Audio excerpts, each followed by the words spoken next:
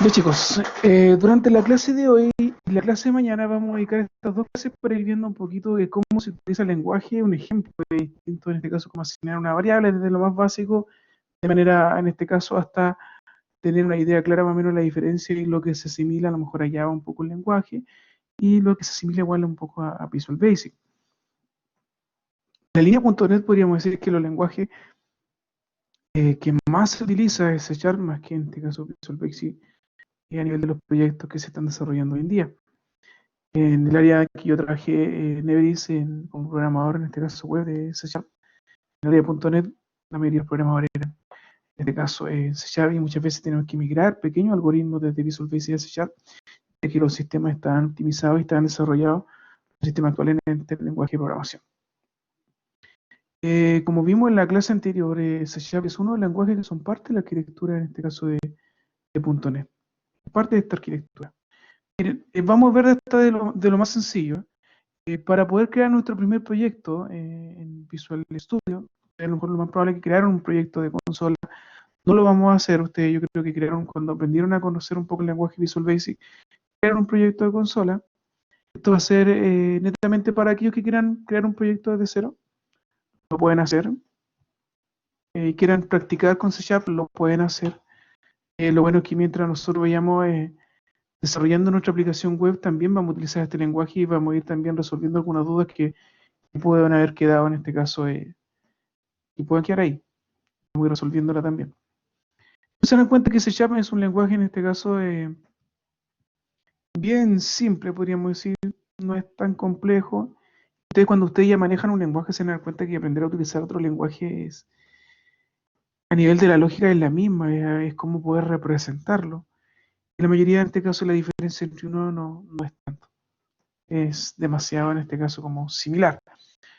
Lo importante es que siempre cuando ustedes creen un proyecto en Visual Studio, independiente que sea de consola, de escritorio, o sea, una aplicación web, bueno, aquí aparece la aplicación de Windows Form, formulario, una aplicación de escritorio, una aplicación de consola, donde dice aplicación de consola.NET Framework, tiene que decir .NET Framework, y lo importante igual que ustedes seleccionen el lenguaje de programación, al lado, Visual C Sharp, o le va a permitir a través de NITEM, una versión más nueva, yo tengo la versión nueva ahora, esta versión es de años anteriores, que aparece la opción de poder filtrar de acuerdo al lenguaje de programación. Es importante que ustedes validen que estén creando un proyecto que al lado diga Visual C Sharp, el C. Si no aparece, lo más probable es que se guían solamente por el nombre, puede que estén abriendo un proyecto en Visual Basic o en otro lenguaje, así que súper cuidado con eso. Y ahí abajo aparece aplicación web ASP.NET. Yo creo que el día viernes ya vamos a estar desarrollando nuestra primera aplicación ASP.NET. La clase hoy día y la clase de mañana yo les voy a compartir aproximadamente unas 8 diapositivas, 8 PPT, que cada una va a ir variando en este caso, que van a ir explicando algunos conceptos básicos de programación en C Sharp. Aquí estaría una aplicación de consola, está desarrollada claramente aquí una aplicación de consola en C Sharp, se puede caracterizar a lo mejor por la llave, tiene el método main, y netamente la clase consola tiene un método que se llama WriteLine, que lo que hace es mandar un mensaje mostrarlo a través de la pantalla, a través de una consola, y readline en este caso como para realizar una línea. Vamos a ver a profundidad esto, y aunque no lo vamos a necesitar mucho en la clase consola, podríamos obviar. Pero voy conociendo un poco el lenguaje. Aquí tenemos las llaves, cada uno método, el método main, un método estático que no retorna nada, y el nombre en este caso es main. Aquí puede recibir distintos argumentos, tipo string, lo podemos recibir, lo podemos utilizar. Vamos viendo en este caso los métodos, ustedes ya más o menos conocen el método, el nombre del método y si no, no. También aparece el namespace, que podríamos decir que es un paquete donde van a ir agrupados distintas clases. Vamos a crear distintas clases. Cada clase va a estar agrupada en un namespace. Pero en la práctica lo vamos a ir haciendo. Podemos decir con los paquetes.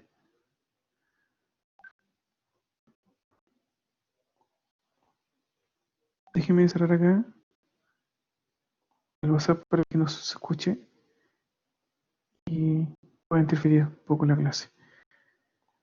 Voy a tratar de ir avanzando rápido acá. ¿Cómo podemos utilizarla? Bueno, la variable, como en la mayoría de los lenguajes de programación, debemos inicializarla, identificando el tipo de la variable y el nombre de la variable. También podemos inicializar las variables colocando solamente el tipo y todas las variables separadas por coma. Podemos inicializar una variable. ¿Qué tipo de variables? ¿Qué tipo de datos nosotros podemos manejar en C Sharp? Boolean, byte, sbyte, char, decimal, double, float, flotante, siendo los más utilizados a lo mejor booleano, verdadero o falso. Cuando hablamos un poco de decimal, casi siempre trabajamos con float, int, siempre trabajamos con int. O long si es un valor muy elevado, alto, pero la mayoría de nuestros proyectos no trabajan con tipos de datos numéricos un tanto elevados que lleguen a esta cantidad de cifras que aparecen aquí. Aquí en la diapositiva le aparecen todos los ejemplos de cada uno de ellos. Únicamente voy a intentar avanzar un poco rápido en esto. Como ustedes ya tienen experiencia en esto, ya conocen los distintos tipos de datos. Casi nunca utilizamos, yo siempre he utilizado float, int y boolean. Otros no. ¿Por qué modificar? ¿Por qué utilizar byte? ¿Y por qué no utilizar int? En realidad la diferencia entre uno y otro es que byte te permite de 0 a 255 ingresar caracteres de 0 hasta 255, ¿no? La cantidad de espacio en disco que utiliza byte es mucho menor en este caso int, que permite muchos otros valores. Entonces, ¿por qué utilizar una u otra? Podríamos decir para ahorrar espacio en disco, pero en realidad los discos hoy en día son enormes, entonces nuestro proyecto no va a utilizar mucho espacio. Entonces, ya es un poco insignificante decir si utilizar byte o utilizar int, por eso utilizamos boolean y int, numérico, ¿no? Pero aquí están todos los tipos de datos y string. Int, float, boolean y string son como los más utilizados. Son los más utilizados.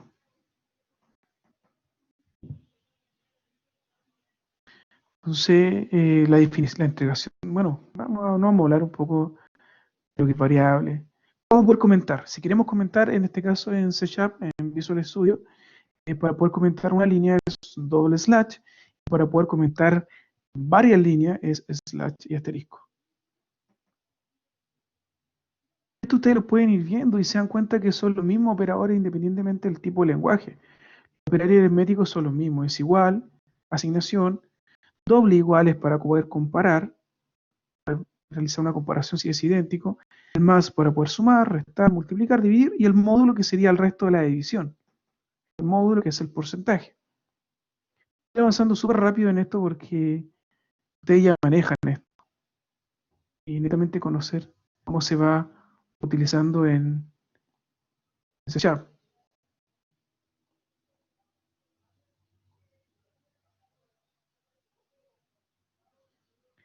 C Sharp es similar al lenguaje Arduino. Creo que Arduino desarrolla a través de C, C++. Creo que en realidad C Sharp es una evolución, podríamos decir, de C. Es muy similar al lenguaje en este caso que se utiliza en Arduino. Bueno, a nivel de los métodos, cuando nosotros tenemos una clase que se llama convert en C Sharp, esa clase convert nos permite poder convertir en cualquier tipo de dato, convertir desde int a distintos, a string, hay distintos tipos de conversión. Entonces nosotros tenemos esta clase que se llama convert que podemos utilizar. Si queremos convertir un valor, en este caso a otro tipo de dato. Si quiero convertir a entero, está dato int 32 que me ha utilizado. Y si quiero convertir a float, está el toSingle. Es un método para convertir a float. Si yo quiero un valor, convertirlo a float, en este caso con decimal, yo voy a decir que convert.toSingle y el valor de entrada, que podría venir a lo mejor en tipo dato string, lo voy a convertir a float. Pero ¿qué pasa si ese dato string viene con decimales? Yo lo convierto a int, a lo mejor voy a cortar los decimales y me va a tomar solamente la parte entera. Entonces es importante que en C Sharp tenemos en este caso la clase convert que nos permite poder acceder a distintos métodos donde vamos a poder realizar cualquier tipo de conversiones. Entonces para las conversiones vamos a utilizar la clase convert. No sé si utilizaron la clase convert en Visual Basic.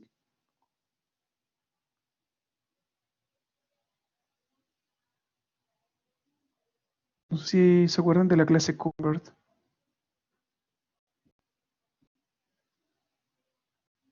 Sí, es como el parsing, sí, pero aquí la clase convert tiene distintos métodos para poder realizar cualquier tipo de conversión al trabajar con distintas variables. Entonces, cuando queramos convertir algo, vamos a ir a la clase convert.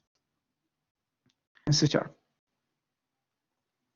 Vamos a verlo en este caso ahí bien mientras comencemos a desarrollar nuestra lógica, a lo mejor a nuestro proyecto. Vamos a necesitar conversiones tipo dato, nuestra clase va a ser Convert.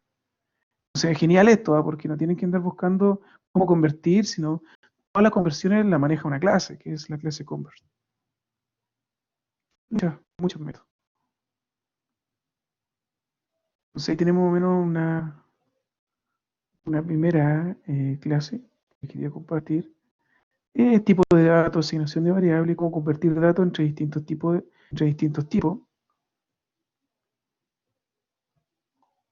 Eso un poquito de manera básica en C Sharp. Ustedes pueden ir viendo que es muy similar a otros tipos de lenguaje. Los operadores de asignación, de matemáticos, hasta los relacionales son los mismos operadores. La estructura, como ir cambiando un poco. Cuando hablamos de toma de decisiones, no todos los problemas se van a resolver de manera lineal, sino que de acuerdo a ciertas condiciones nosotros vamos a ir tomando un flujo u otro flujo. ¿Cómo se cómo se especificaría un if, podríamos decir, en C Sharp? Pero para las condiciones nosotros vamos a utilizar las operaciones relacionales. Ustedes ya conocen igualdad, desigualdad o distinto o no igual, mayor, menor, mayor, igual, menor, igual. Estas serían las expresiones relacionales. Estas diapositivas yo se las voy a compartir todas, chicos, todas. Así que para que ustedes igual puedan profundizar en esto durante esta semana. Profundizar en esta diapositiva, denle una revisión para que ojalá ya la próxima semana o el día viernes nos podamos introducir en la programación web, teniendo una base ya del lenguaje C Sharp. Tenemos el control del flujo if, sería netamente de acuerdo a una condición, sigue este flujo, o en el caso que no se cumpla, sigue este otro flujo. ¿Cómo se expresaría esto a través de C Sharp? If, paréntesis, después depende. En C Sharp aquí dependes de la cantidad de líneas o instrucciones que se deben seguir de acuerdo a esa condición. Si es solamente una, no necesito poner la llave. Pero si hablamos de una secuencia de distintas sentencias o instrucciones, distintas sentencias que yo voy a ejecutar, en el caso que se cumpla esa condición, tengo que poner llaves. Entonces, esos tres ejemplos son correctos. El primero dice, en el caso de esa expresión, una sentencia nomás, no necesito llave. Si son varias sentencias, tengo que poner llave. En el caso acá, if, else, ambos son con una sentencia, entonces no necesito llave. Entonces, por eso de repente se van a encontrar con algún código, se empiezan a buscar un poco en C Sharp, algunos programadores que si es solamente una sentencia, no ponen la llave. Se omiten, no es necesario. ¿Qué pasa si yo pongo la llave y pongo una sentencia? También me va a ejecutar correctamente el código. Esto igual es importante, porque se van a encontrar muchas veces con condicionales donde en el else solamente van a hacer una redirección con algún mensaje y lo pueden expresar solamente en una sentencia. Entonces, como se puede expresar en una sentencia, no es necesario poner la llave. Se puede ahorrar un poco de código. Pero aquí más o menos sería el ejemplo de cómo poder realizar un if. Aquí diría un ejemplo en este caso de poder anidar. Ustedes conocen que los if se pueden anidar. Si se cumple la condición a esto, else if, si no se cumple, vuelvo a consultar una nueva condicional y pueda realizar una sentencia. ¿Cuántas veces puedo anidar? Lo necesario para poder cumplir la lógica de sus proyectos. Y bueno, recuerden que a nivel de algoritmo, la primera vez que ustedes empezaron a ver programación, todos los algoritmos se pueden representar a través de diagramas. Todos en su totalidad. Una clase que tenga a lo mejor un algoritmo interno, ¿se puede representar en un diagrama de flujo? Sí, todos. O sea, ahí tengo datos de entrada, datos de salida, condicionales, en este caso un condicional anidado. ¿Por qué? Porque si no se cumple la condición, vuelvo a consultar en el caso que sea la opción 2. 4. Recuerden que todos los algoritmos se pueden representar a través de un diagrama de flujo. Y esto ustedes lo debieron haber aprendido cuando hablaron de pseudocódigo. Un algoritmo se puede representar a través de pseudocódigo, a través de un lenguaje de programación, a través de un diagrama de flujo. ¿Cuál es la diferencia de un algoritmo y un programa? Cuando hablamos de algoritmo lo representamos en un pseudocódigo. Cuando lo llevamos a un lenguaje de programación, para poder ejecutarlo en un entorno de desarrollo, hablamos de un programa ya. Nosotros vamos a crear en este caso, a través de Visual Studio, una aplicación. En el momento que nosotros la colocamos para que esté disponible, para que pueda acceder un usuario, y hablamos del programa. Ustedes crearon aplicaciones para escritorio, Visual Basic. Eso era un programa cuando ustedes ya podían ejecutarlo y poder instalarlo y poder utilizarlo. Ahí ya se habla de programa. Si no se puede utilizar, está hablando todavía de un algoritmo. Si no se ha llevado un lenguaje de programación, no se ha generado la aplicación en sí, hablamos de algoritmo. Tenemos las operaciones lógicas que podemos agregar en las condicionales. ¿Qué pasa si no solo queremos consultar por una condición, sino más de una? Agregamos las expresiones lógicas. Sería en este caso el i o la negación, si no se cumple. En el caso que sí. Y cuando hablamos de i y o, existe otra posibilidad que son los o excluyentes, que solamente uno de los dos se puede cumplir. Es el SOR, que también lo vamos a ver ahí. A nivel de programación en el caso que necesitemos.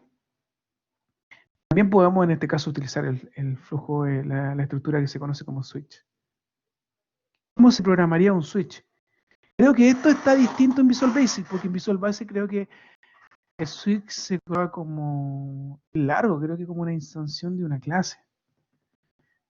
Déjame buscarlo, yo Visual Basic, pero creo que era distinto. Creo que C# se parece más a Java. Déjenme buscar en mi teléfono switch. Visual Basic. Y cuando yo colocaba un switch en Visual Basic, se coloca select case Visual Basic. Así se select case. Pero aquí el switch es muy similar a Java. La palabra switch. No lo tengo. Pero es switch. A lo mejor está el código por atrás escondido. Ya, pero lo vamos a ver, es switch, es muy similar a Java. Switch, entonces si se pone la condición, después case 1, case, y termina con break, que para ir finalizando cada uno de los cases. Si no, le puede dar error. Ahí pueden ver un poco de diferencia entre un switch, entre Visual Basic y C#. No lo tengo aquí, ya, pero ahí lo vamos a ver, por un ejemplo. También podemos utilizar ciclos como los for. Ahí tenemos un ejemplo de cómo poder, en este caso, utilizar un for. Que se inicializa la condición y el incremento. Muy similar allá, for. Inicio la variable, cuál es la condición, que voy a condicionar esa variable y cómo voy a ir incrementando esa variable para poder, en este caso, ejecutar un código. Aquí aparece un ejemplo donde va a iniciar desde el 3 hasta que sea igual a 3 y va a ir subiendo en 1. Ahí tengo n es igual a n más 1, que hay un operador de incremento que se conoce como más. Entonces yo podría evitar eso y reemplazarlo por n más, que hace referencia a un incremento sobre una variable. Y solamente como una línea yo le pongo en este caso lo mismo que en el caso de los if, cuando es solamente una línea no es necesario poner los paréntesis. Aquí está lo que les decía yo, que si yo quiero aumentar o disminuir alguna variable, yo puedo utilizar el operador de incremento o decremento. Esto cambia mucho si yo lo pongo después o antes de la variable. Si yo esto lo colocara después de la variable dentro de alguna operación, lo que va a hacer, va a tomar el valor de la variable, va a calcular el resultado y después lo va a incrementar. Pero no va a hacer el cálculo con el valor incrementado. Si yo quisiera hacer el cálculo con el valor incrementado, pongo el más antes. Y hay ejercicios y algoritmos y ustedes pueden investigar aquí cómo utilizar en este caso los operadores de incremento y decremento. Pero hay que ser súper cuidadoso con esto. Porque si yo lo pongo después y lo pongo en esa variable incrementada dentro de una operación matemática, va a tomar el valor que está almacenado en la variable nomás y lo va a incrementar. Para la siguiente instrucción a lo mejor lo va a utilizar incrementado. Pero si yo pongo el más antes, si yo pongo la variable tuviera 1 y colocar acá en este caso más 1, yo le voy a sumar el 2, en realidad ya lo va a incrementar antes de realizar la operación. Ahí pueden ir, si tienen una duda de esto, lo podemos ver en este caso a través de algún ejercicio. Pero esto como un poco de recordar. Acá hay un ejemplo. Si yo tengo acá el número, este es otro tipo, este es un operador adicional. Y es como reemplazar esto que equivale a número es igual a número más 5, lo puedo reemplazar con esto. N más es igual a 5. N menos es igual a 5. Esto Esto se utiliza mucho, esto ya no se utiliza. Esto. Si yo a ese número le quiero sumar 5, pero no quiero sobreescribir, sino quiero el dato que tenga almacenado ese número, le quiero aumentar en 5, sería como esto de acá, número es igual al número más 5, lo puedo expresar de esta forma. Número más es igual a 5. Yo puedo leer que al número va a ser igual al número más 5. El segundo dice que el número va a ser igual al número menos 5. El tercero va a decir que el número va a ser igual al número por 5. Esta es otra forma de poder, en este caso, expresar los operadores adicionales.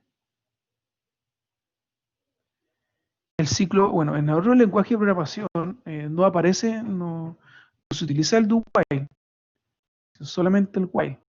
Depende del lenguaje de programación. En C# sí se puede utilizar el do while y el while. ¿Cuál es la diferencia entre el do while y el while?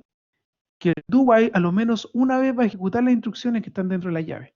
La primera vez se va a ejecutar y después pregunta. Un ejemplo podría ser que se ejecuta a lo menos una vez y después sería ingresar la contraseña para un usuario. Utilizar la contraseña. Se la voy a pedir a lo menos la primera vez y después voy a consultar si la contraseña fue correcta.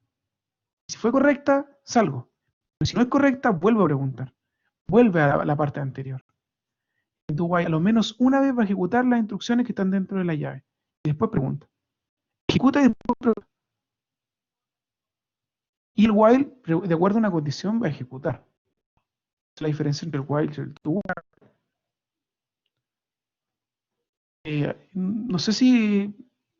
Yo creo que la parte que estamos viendo ahora ya les va quedando bien claro porque conocemos un poco esto. Por eso lo estoy viendo de una manera bien rápida.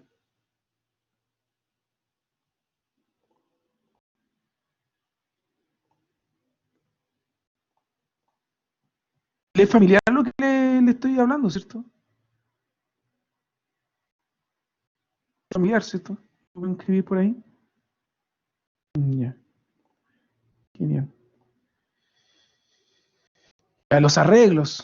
Nosotros tenemos que almacenar más variables, queremos almacenar más de un tipo de datos dentro de una misma variable. Tenemos en este caso los arreglos, que son colecciones finitas, homogéneas y ordenadas de variables. ¿Qué significa homogénea?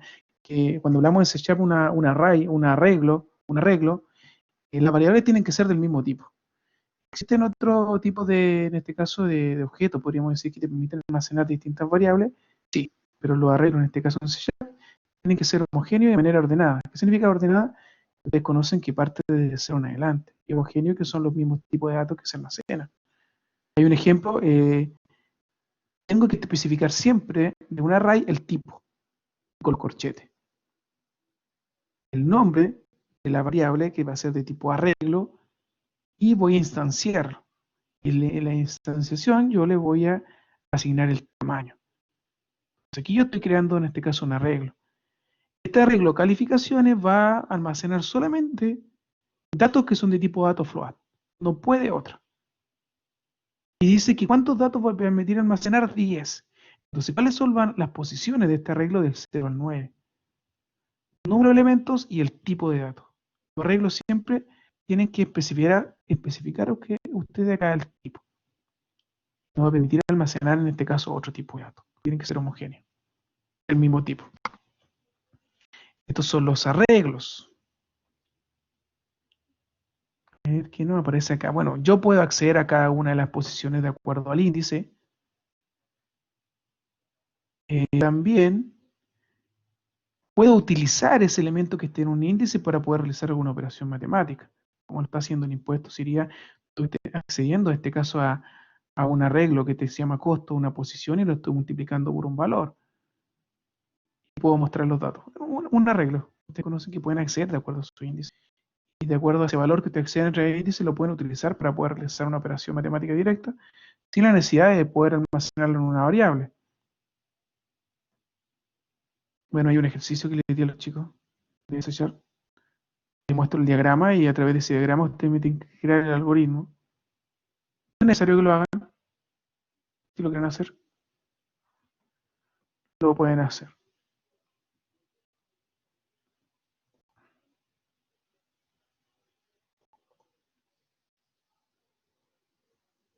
¿Qué otra base importante de programar en C Sharp? Importante considerar son las funciones. Bueno, las funciones, más si hablamos un poco en el paradigma orientado a objetos y donde vamos a desarrollar, en vez de funciones, vamos a hablar un poco de métodos. Claramente, si hablamos de la programación estructurada, como desarrollar una aplicación de consola, que es programación estructurada, donde se ejecuta un código de manera ordenada, desde la primera línea de código de manera descendiente. Y vamos a hablar un poco de funciones, pero cuando hablamos ya de programación orientada a objetos, hablamos de método de una clase podría ser. Entonces, toda función o método va a tener un modificador, el tipo, y va a ser en este caso el nombre y los parámetros que va a necesitar para poder ejecutarlo dentro del código, donde aparece la opción de código ahí. Entonces, aquí tengo en este caso un método estático que es de tipo dato flotante, que se llama división y recibe dos datos de tipo float. Entonces aquí, cuando hablamos un poco de los modificadores, el tipo de dato, ustedes pueden profundizar un poco en esto, por lo distinto en este caso, modificadores de tipo final, estático, público, privado, etcétera.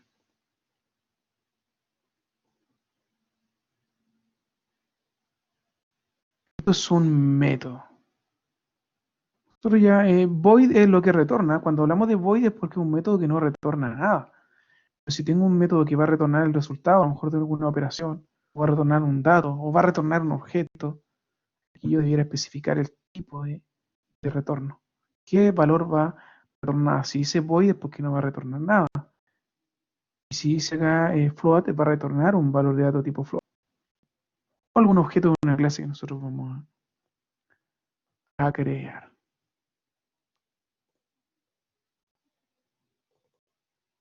Estaba trasladando todo esto a la diapositiva para ponerle en este caso el nombre.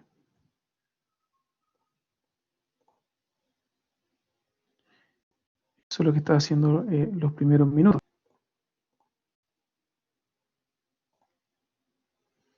Y también aparte en este caso podemos utilizar distintas correcciones que vamos en este caso a utilizar, que podríamos decir que es un arreglo, pero que tiene característica de que sería una clase, no es una variable, un tipo de dato como un arreglo, sino una clase que tiene sus propios métodos para poder realizar distintas operaciones sobre, en este caso, estos arreglos, podríamos decir, sobre estas distintas colecciones. En arreglo nosotros especificamos el tipo y también podíamos acceder según su índice. Pero cuando hablamos de colecciones, hablamos en este caso de distintos datos, pero también nos permite en este caso métodos para poder acceder a ellos. Veamos un ejemplo mejor directamente. Son arreglos, pero son arreglos. Tenemos es el array list. El array list en este caso es un arreglo. Podemos cambiar su tamaño si lo necesitáramos. A diferencia que los arreglos iniciales donde podríamos especificar el tipo y la cantidad de elementos. Aquí podemos modificar. ¿Cuántos elementos va a tener? Podemos acceder a distintos métodos para poder identificar cuántos elementos tiene. También podemos acceder a métodos para agregar elementos, para poder en este caso sacar elementos y quitar elementos. Hay un ejemplo de cómo poder en este caso, ya cuando hablamos de una array list, esta colección hablamos de una clase, la clase array list. Entonces yo creo un objeto de la clase array list, cuando yo voy a utilizar una colección. Array list datos igual a new array list. Estoy instanciando un objeto de la clase array list, estoy creando una colección que se llama datos. También cuando yo la instancio puedo asignarle cuál es la cantidad de elementos que va a contener. 32 como el otro ejemplo. ¿Pero puedo agregar más de 32? Sí. Los arrays sí permiten poder agregar y modificarlo. ¿Cuál es el método para agregar elementos a un array list? .add. Yo lo creé acá el datos. Si yo pongo datos.add, lo que hago yo es agregar. Siempre que se va insertando al final. Digo un ejemplo. Si antes tuviera ese arreglo, el 4, el 5, el 3 y el 10, yo le pongo .add 7 y lo va a agregar al final. Una nueva posición. Entonces, si yo quiero agregar datos a una array list, pongo el método sería el .add. Si yo quiero en este caso, bueno, para recorrerlo nosotros podemos utilizar los for.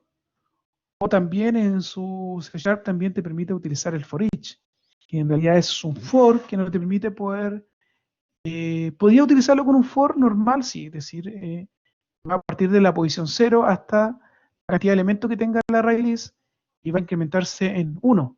Pero si yo quiero recorrer el array list, yo puedo utilizar en este caso el for each. En realidad, ¿qué quiere decir? Por cada elemento que contenga el array list, for each, por cada uno. Identifico el punto, el puro tipo, el identificador que me permite recorrerlo, y en este caso es el nombre de mi array list. Y ahí lo va a recorrer y va a ir iterando por todos los elementos que contenga el array list, desde el inicial hasta el último. No necesito ir desde el 0 al 1, como lo hacía a través de un for. Lo puedo hacer a través de un for each. Entonces, costo aquí sería el array list. Y el valor sería el valor que va a ir tomando por cada una de las iteraciones. Entonces, ¿qué es lo que está haciendo este programita acá abajo? Está mostrando a través de la consola el valor, todos los valores de mi array list que lleva por nombre costo. Costo es un array list. El for each me dice que me va a recorrer todos los elementos del array list costo, y los valores que va a ir iterando se van a ir almacenando en la variable que es de tipo dato int, que se llama valor. Entonces va a mostrar el valor que está en la posición 0, el valor, el valor, el valor, el valor en cada una de las posiciones.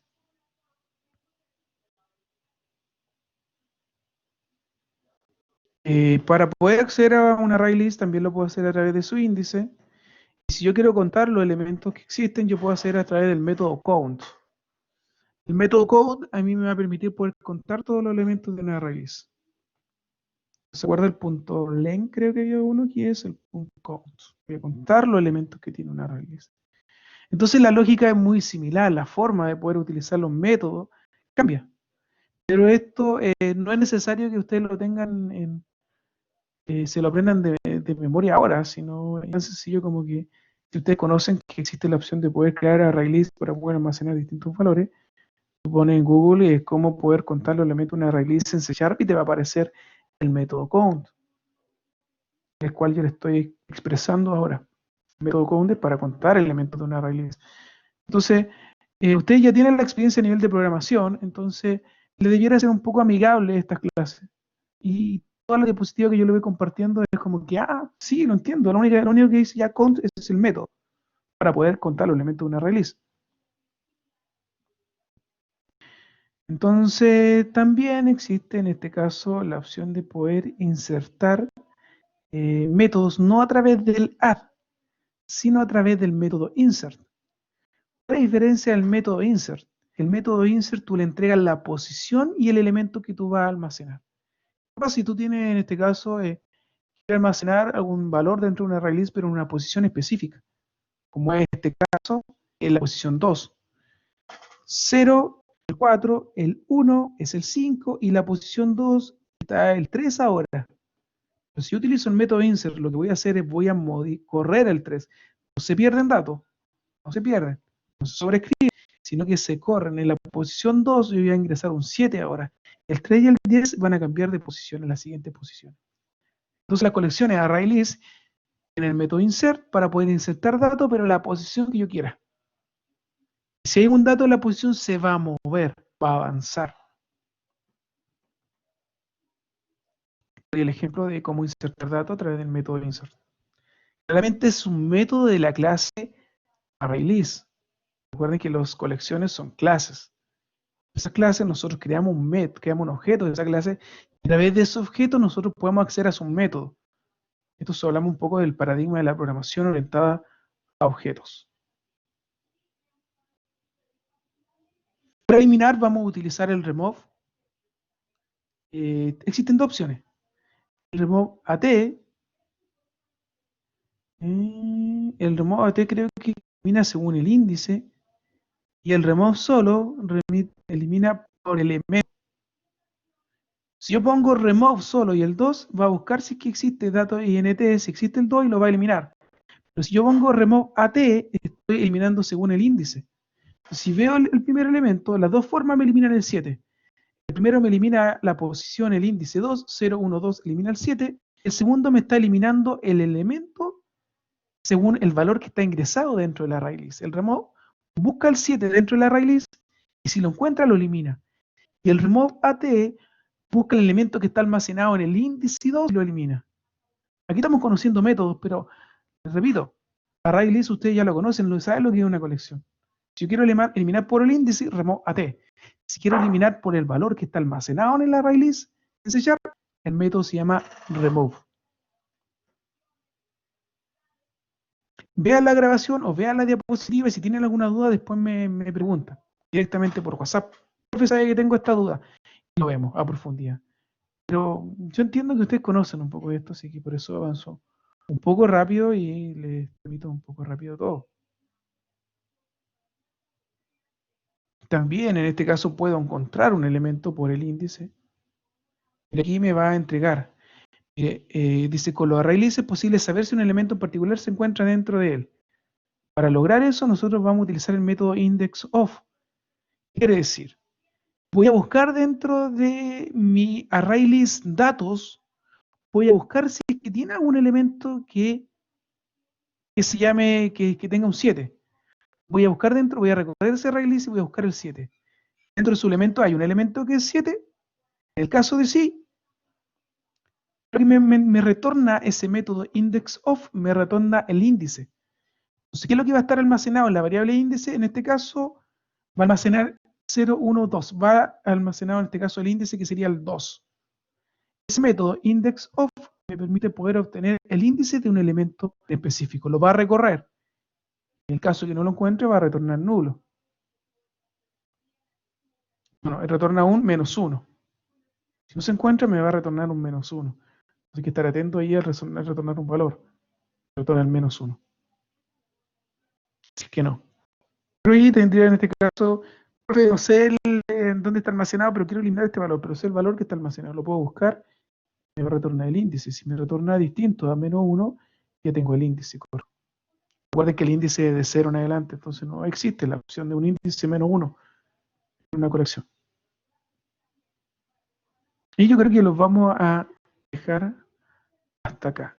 Les voy a compartir esta diapositiva a la plataforma ahora para que le puedan dar una vueltecita. Yo sé que les suena muy familiar todo esto, así que no debiera ser un problema para ustedes. Y vamos a conocer otro tipo de colecciones en la siguiente clase. Les voy a subir esta diapositiva más o menos las clases del día. Todos los días vamos a terminar un poquito antes. Yo estoy a full estos días en clase. No tengo espacio en este caso para